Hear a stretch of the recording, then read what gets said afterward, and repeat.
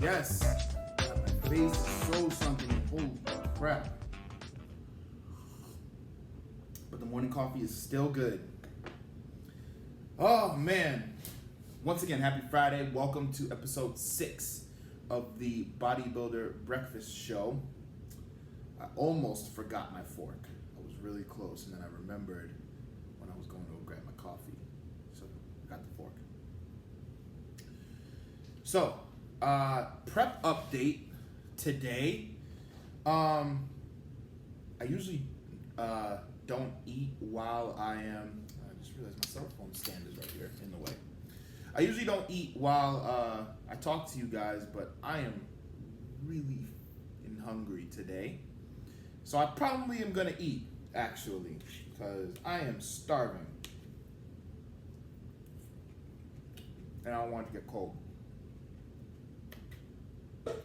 Consistency. It's the same damn breakfast every morning. 180 grams of beef, spinach, and an English muffin. There is not a part of this meal that I dislike.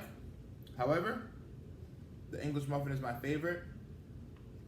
So that's usually the thing that lasts the longest on this plate. I like to savor it. The spinach is what goes first.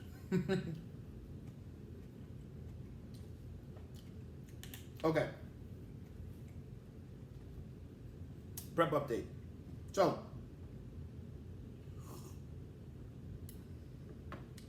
checked in with my coach on Wednesday. Got back to me pretty quick, which usually is a good sign. I mean, he always gets back to me quick, but it was like exceptionally fast. Like within like a half hour of me sending the update, he was already.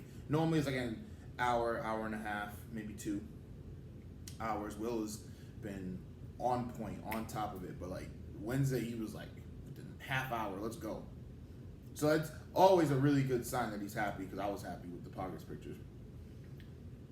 Even though I was super flat, it was a 4-pound drop this week. So he had me do a high carb day on Wednesday, which was also a rest day. Gave me a little bit of extra recovery. We did high carb day, plus I got a cup of cereal of my choice with every single meal. So I had a cup of Captain Crunch that whole day. So 6 cups of Captain Crunch. It was glorious. I only gained 2 pounds, 2.5 pounds. So, and my weight's already coming back down. So that's awesome. Cardio is the same. We're back to low days.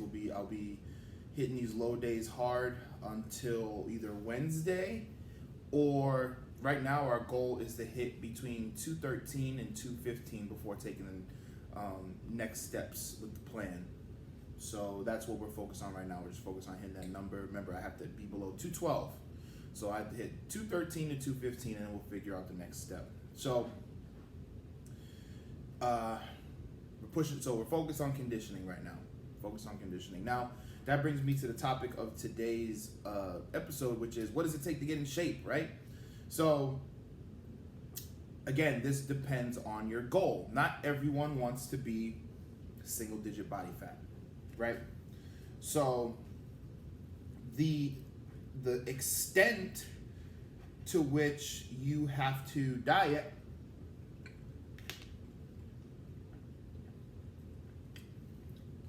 the extent to which you have to push the difficulty of your diet, as well as the difficulty and amount of cardio you're doing, is going to vary based off of your goal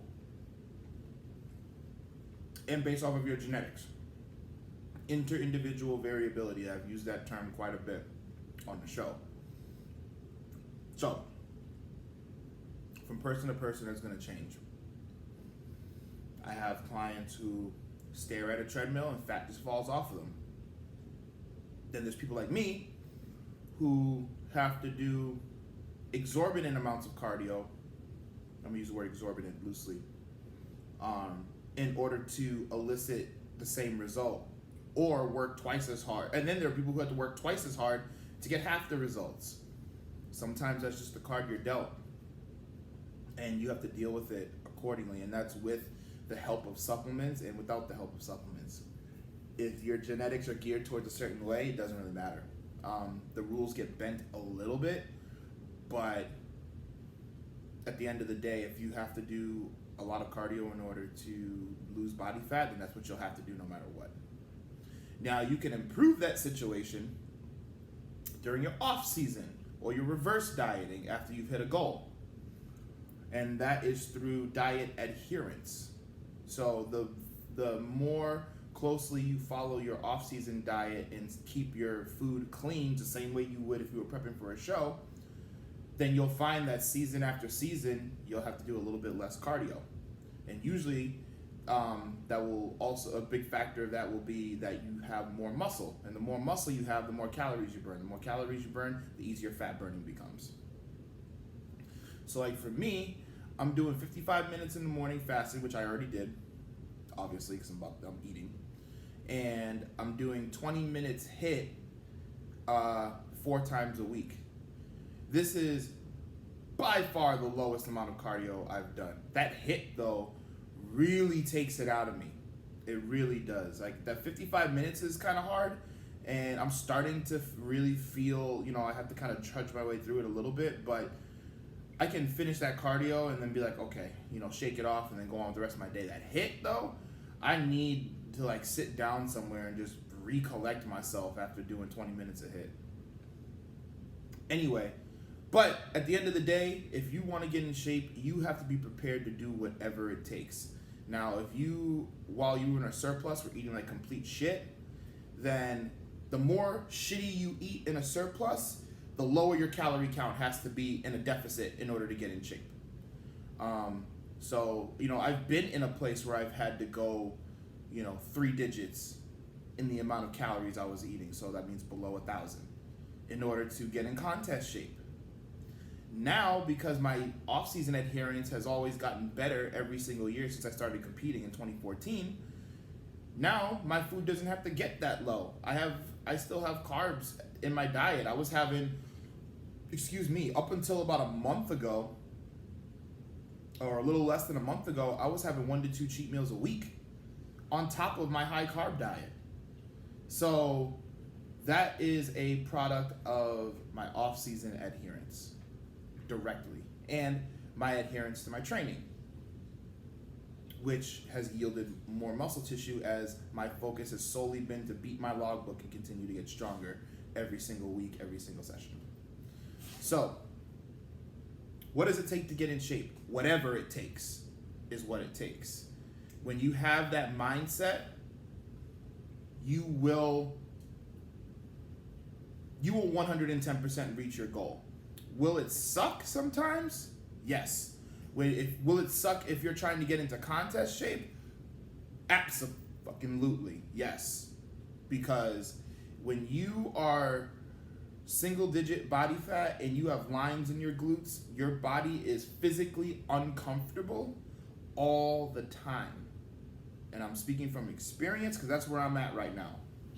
You see the cheekbones? That's a result of suffering. You might see my dog's nose pop up because he smells my food. Hi, Bubs. All right, I'm going to introduce you guys to Bubba really quick. Hold on. Check this out. Here's my puppies.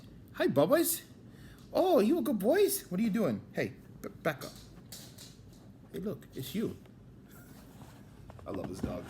Anyway, so whatever it takes, right? And when you are single digit body fat, you are physically uncomfortable. My body aches all the time now. And it's not injury, it's literally just my body is so low body fat that it is uncomfortable to be in this state. And every cell in your body is screaming at you to eat food and put on more body fat so that you don't have to be uncomfortable. That's what it is. When you are physically uncomfortable all the time, you're either in shape or pretty damn close and well on your way. So, sometimes that means copious amounts of cardio. Sometimes you get really lucky and you're one of the rare genetic elite who can eat 200, 300, 400 grams of carbs a day the entire prep and do like 30 minutes of cardio a day. Maybe like go take your dog out for a walk. And then you're good to go. Unfortunately, most of us, including myself, are not like that, and we have to put in the time. So when you approach your journey of whatever getting in shape means to you, with the mindset of whatever it takes, I'm going to get there, you will get there and you will get in shape. Will it involve suffering? Absolutely. Will it involve you being hungry? For sure. You have to be in the calorie deficit to get in shape. And calorie deficit means that you are going to be hungry because you're below your threshold and below a surplus. Your body wants to be at threshold and or surplus. So it's gonna tell you to eat more food, which translates into being hungry. You have to be able to mentally fight that. Whatever it takes to get in shape. Cool. Now that we covered that, I'm gonna bid you guys adieu so I can finish this breakfast. Thank you for watching the episode. I know I'm looking a little grizzly right now. I'm letting the playoff beard grow a little bit because I get bad razor bumps if I shave too often. So I want to let my skin heal a little bit, then I'll shave, or probably go to the barber, have my boy Fernando cut me up, clean up the beard, and then go from there. And then I'll probably start shaving regularly again once I know I don't have any razor bumps. Anyway, so thank you for watching today's episode. Please give a like, share, comment, and subscribe if this episode was helpful to you and enjoyable, especially since you got to meet my dog, Bubba. He's a Shar-Pei Chow mix for anyone who asks. He's a rescue. So hope you guys have a good day, a great weekend. Continue working towards your goals, and I will see you on Monday. Peace.